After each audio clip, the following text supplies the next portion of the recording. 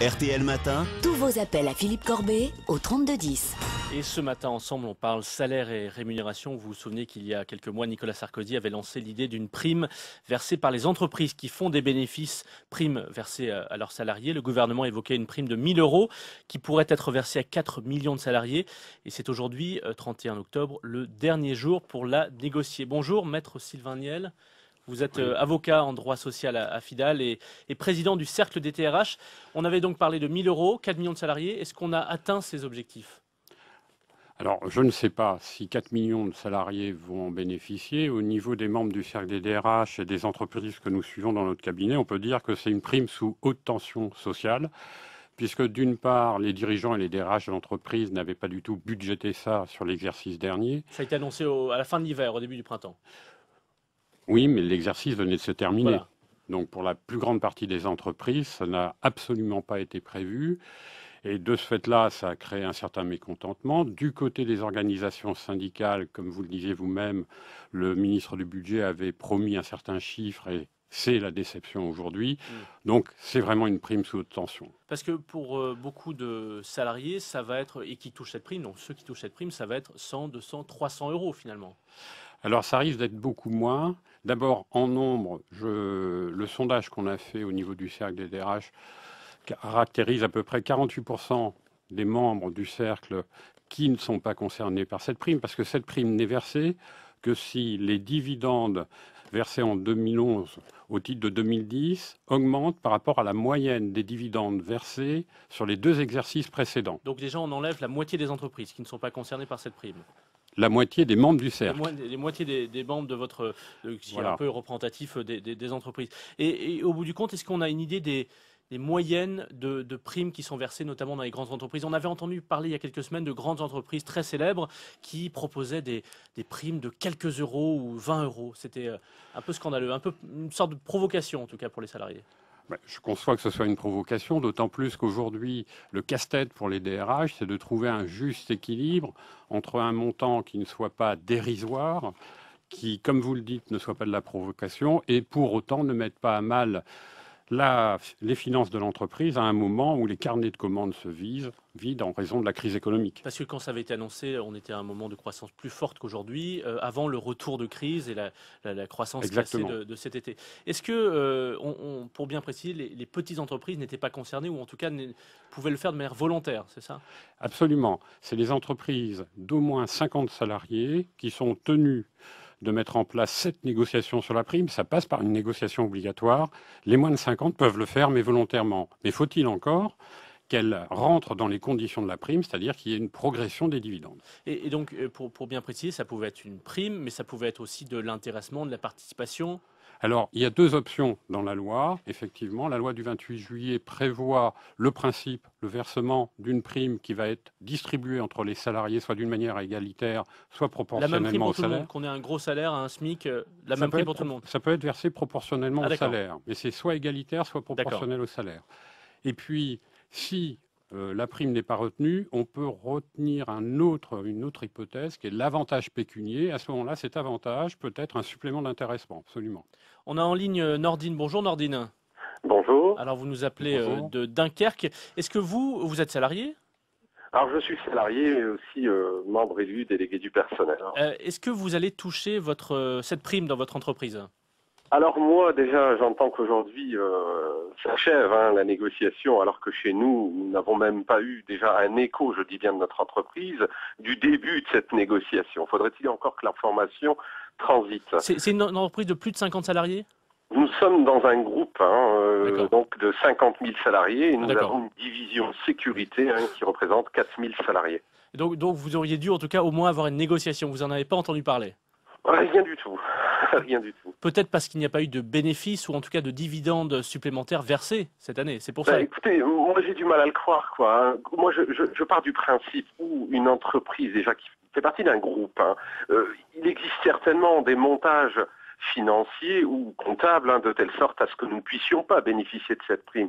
Je veux dire, vouloir faire croire que la négociation va se faire de manière ouverte, de manière sincère, de manière honnête, sans pouvoir trouver un chemin pour pouvoir dévier cette négociation, alors là, faut être lucide, il faut être réaliste. Euh, En tant que membre élu délégué du personnel, nous on l'est quand même. Hein. J'imagine, Nordine, que si votre entreprise compte 50 000 salariés, on doit connaître son nom? Oui, ben, si je peux le dire, Allez-y. je le dirai. Hein. Le groupe Honnête. Ah d'accord, le groupe Honnête qui fait du Eh oui. nettoyage, voilà. Voilà, et à la fois qu'il y a une division sécurité, télésurveillance, etc. Alors je ne comprends pas, je me dis, mais si nous ne sommes pas prospères, comment pouvons-nous être arrivés d'une agence vers 11 établissements en France? Alors, Et Pourquoi vous moi, devez je- pouvoir, Sylvain Niel, allez-y. oui, mais vous devez pouvoir connaître si votre entreprise est concernée, puisqu'en principe, l'Assemblée générale a dû décider, dans les 6 mois de la clôture de l'exercice, le montant du versement de la prime. Et je voudrais vous préciser que des dividendes, pas de la prime. Et je voudrais vous préciser que le versement des dividendes n'est pas forcément lié à l'existence de bénéfices. C'est-à-dire les bénéfices peuvent être réinvestis complètement dans l'entreprise, faire l'objet de provisions, faire l'objet de réserves. Donc, ce n'est pas forcément une croissance de dividendes que peut connaître votre groupe. Ce qu'il faut regarder, s'il y a eu une croissance des dividendes accordés au titre de 2010. Donc, pour faire simple, en gros, une entreprise qui aura gagné plus d'argent cette année qu'une autre année, mais qui aura réinvesti directement cet argent dans l'entreprise, n'est pas obligée de verser cette prime. Absolument. Elle peut avoir un mécanisme qui fait que aujourd'hui, comptablement, fiscalement, elle ne verse pas de dividendes car les bénéfices ont complètement été réinjectés dans sa trésorerie. Et Nordine, est-ce que vous avez peut-être une prime je vais vous d'intéressement? dire- Pardon? Vous avez une prime d'intéressement dans votre entreprise? Rien du tout. Rien Alors du nous tout. travaillons 7 jours sur 7, hein, donc 6 jours ouvrables, hein, et nous avons aucun intéressement, aucune participation. Nous travaillons nuit, jour et week-end. Moi, après 15 années d'expérience, je touche seulement une prime d'ancienneté de 90 € avec un salaire brut de 1400 €. Très Hein. bien. Alors je vous laisse imaginer dans les conditions dans lesquelles on travaille. Mais ce que vient de dire monsieur, cela prouve un peu ce que je viens de dire. Je veux dire, le réinvestissement systématique que la boîte dans laquelle peut s'employer va faire que systématiquement chaque année, nous on va attendre en pensant qu'on va obtenir quelque chose et nous n'obtiendrons rien du tout. Merci Nordine, pas- vous nous appeliez de Dunkerque dans le Nord et on a en ligne également Corinne. Bonjour Corinne. Oui, bonjour. Alors vous vous appelez du Vaucluse, vous êtes employé dans la grande distribution. Tout à fait. Est-ce que vous avez touché cette prime, vous? Alors, nous, elle a été maquillée en prime anniversaire, c'est-à-dire pour les 50 ans de mon magasin. Et vous commencez à maquiller? Alors, c'est-à-dire qu'on nous a pas dit que c'était la prime du gouvernement. On nous a versé cette prime, c'est-à-dire qu'on nous a payé la journée 3 fois. Mais il faut savoir que cette journée, soit on l'investissait dans notre participation, sachant que les gens ont besoin d'argent à l'heure actuelle. Moi, je n'ai pas pu l'investir. J'ai mon mari qui va se retrouver au chômage. Donc, ça me fait un peu rire. Ça faisait combien, en euros? 168 €. 168 € de prime. Voilà.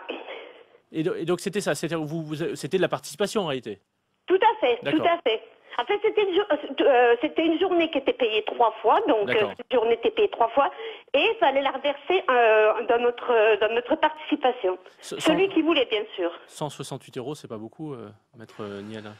Ça dépend du résultat de l'entreprise, ça dépend de ce qu'elle a accordé comme dividende à ses actionnaires. Aujourd'hui, il faut bien reconnaître une chose. Bon, on sent que la moyenne est autour de 300 €. D'accord.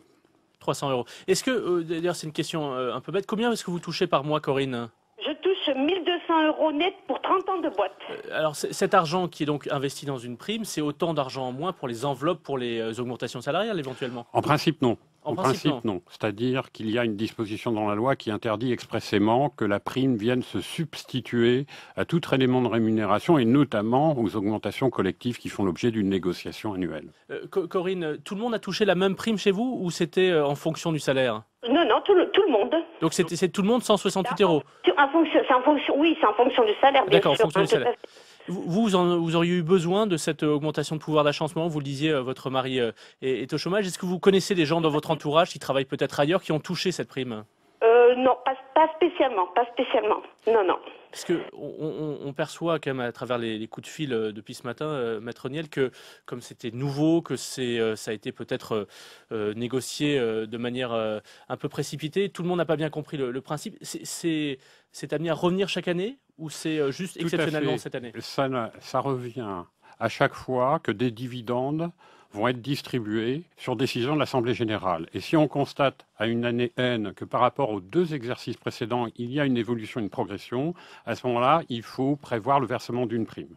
Et si un salarié nous écoute ce matin et se dit, moi, mon entreprise a fait des bénéfices, a versé des dividendes, mais n'a pas prévu de prime, est-ce qu'il peut se retourner contre la direction du travail, contre le tribunal de commerce, je sais pas? Alors, il y a 2 choses. La première chose, l'entreprise qui est dans cette condition d'évolution des dividendes et qui n'engage pas de négociation avec les représentants du personnel commet un délit d'entrave. D'accord. Ça, c'est la première chose. Deuxième chose, si elle engage bien les négociations, mais ne respecte pas ses engagements, là, les salariés sont en droit d'aller devant le Conseil de prud'homme et exiger le respect des engagements pris par l'employeur. Merci, maître Sylvain Niel. Merci, Corinne Nordine, de nous avoir appelés. Et tous les autres, je rappelle que vous êtes avocat en droit social, président du Cercle des DRH. Et puis, retrouvez aussi le dossier de notre partenaire, le dossier spécial salaire du Monde Économie en vente avec l'édition du Monde du jour, daté du mardi 1er novembre.